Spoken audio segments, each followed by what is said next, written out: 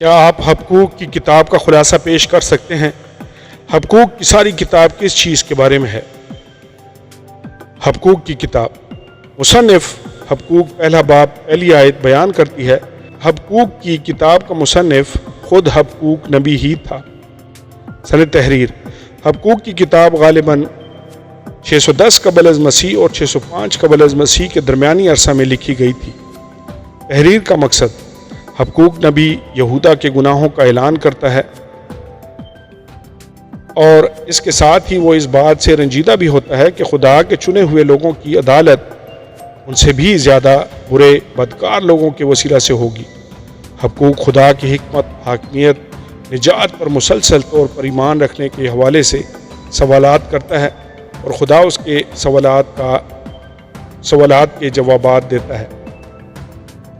کلیدی آیات حبقوق کے 1 باب 2 آیت۔ اے خداوند، میں کب تک نالہ کروں گا اور تو نہ سنے گا؟ میں تیرے حضور کب تک چلاؤں گا؟ ظلم اور تو نہ بچائے گا۔ حبقوق 1 باب 5 آیت۔ قوموں پر نظر کرو اور دیکھو اور متعجب ہو، کیونکہ میں تمہارے ایام میں ایک ایسا کام کرنے کو ہوں کہ اگر کوئی تم سے اس کا بیان کرے تو تم ہرگز باور نہ کرو گے۔ حبقوق 1 باب 12 آیات۔ حبقوق 1 باب 12 آیت۔ اے خداوند میرے خدا، اے میرے قدوس، کیا تو ازل سے نہیں ہے؟ ہم نہیں مریں گے۔ اے خداوند، تو نے ان کو عدالت کے لیے ٹھہرایا ہے اور اے چٹان، تو نے ان کو تادیب کے لیے مقرر کیا ہے۔ حبقوق 2 باب 2 سے 4 آیات۔ اب خداوند نے مجھے جواب دیا اور فرمایا کہ رویا کو تختیوں پر ایسی صفائی سے لکھ کہ لوگ دوڑتے ہوئے بھی پڑھ سکیں، کیونکہ یہ رویا ایک مقررہ وقت کے لیے ہے، یہ جلد وقوع میں آئے گی اور خطا نہ کرے گی۔ اگرچہ اس میں دیر ہو تو بھی اس کا منتظر رہ، کیونکہ یہ یقیناً وقوع میں آئے گی، تاخیر نہ کرے گی۔ دیکھ، متکبر آدمی کا دل راست نہیں ہے، لیکن صادق اپنے ایمان سے زندہ رہے گا۔ حبقوق 2 باب 20 آیت۔ مگر خداوند اپنی مقدس ہیکل میں ہے، ساری زمین اس کے حضور خاموش رہے۔ حبقوق 3 باب 2 آیت۔ اے خداوند، میں نے تیری شہرت سنی اور ڈر گیا۔ اے خداوند، اسی زمانہ میں اپنے کام کو بحال کر، اسی زمانہ میں اس کو ظاہر کر، قہر کے وقت رحم کو یاد فرما۔ حبقوق 3 باب 9 آیت۔ خداوند خدا میری توانائی ہے، وہ میرے پاؤں ہرنی کے سے بنا دیتا ہے اور مجھے میری اونچی جگہوں میں چلاتا ہے۔ مختصر خلاصہ، حبقوق کی کتاب کا آغاز حبقوق نبی کے خدا کے حضور اس سوال اور فریاد کے ساتھ ہوتا ہے کہ خدا کے چنے ہوئے لوگ اسیری میں کیوں کر دکھ اٹھاتے ہیں۔ حبقوق 1 باب 1 سے 4 آیات۔ خدا حبقوق کو جواب دیتا اور کہتا ہے کہ اگر خدا نے اس کو یہ باتیں بتا دیں کہ کوئی اس سب کا بیان اس سے کرتا، وہ ہرگز باور نہ کرتا یا ہرگز نہ مانتا۔ حبقوق 1 باب 5 سے 11 آیات۔ اس کے بعد حبقوق خدا سے کہتا ہے وہ اسے مزید بتائے جو کچھ ہو رہا تھا اس کی وجہ کیا تھی۔ حبقوق 1 باب 17 تا 2 باب 1 آیت۔ خدا اسے جواب دیتا ہے اور اسے اس حوالے سے مزید معلومات فراہم کرتا ہے۔ وہ فرماتا ہے کہ ساری زمین اس کے حضور خاموش رہے۔ حبقوق 2 باب 2 سے 20 آیات۔ اس کے بعد حبقوق ان سب مشکلات کے باوجود خدا پر اپنے پختہ ایمان کے اظہار کے لیے اپنی دعا کو لکھتا ہے۔ حبقوق 3 باب 1 سے 19 آیت۔ پیشن گوئیاں۔ پولس رسول ایمان کے ذریعہ راست باز ٹھہرائے جانے کے عقیدے کی دہرائی کے لیے حبقوق 2 باب 4 آیت کا 2 مختلف مقامات پر حوالہ پیش کرتا ہے۔ رومیو 1 باب 17 آیت، غلطیوں 3 باب 11 آیت۔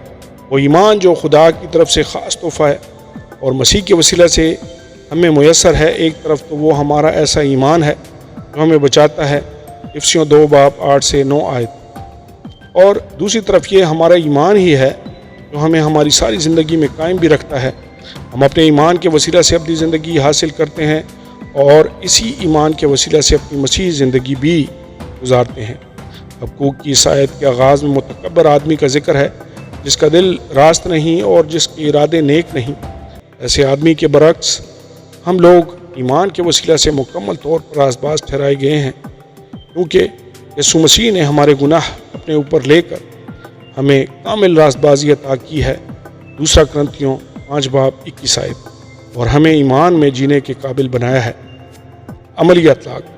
حقوق کی کتاب کے مطالعے کا عملی اطلاق یہ بھی ہے کہ خدا جو کچھ بھی کر رہا ہے اس کے بارے میں ہم اس سے سوال پوچھ سکتے ہیں، لیکن اپنی اس کاوش کے دوران ہمیں ہمیشہ اس بات کو مد نظر رکھنے کی ضرورت ہے کہ ہمارے رویے میں خدا کے تقدس کا لحاظ اور خدا کی ذات کے لیے حد درجہ احترام موجود رہے۔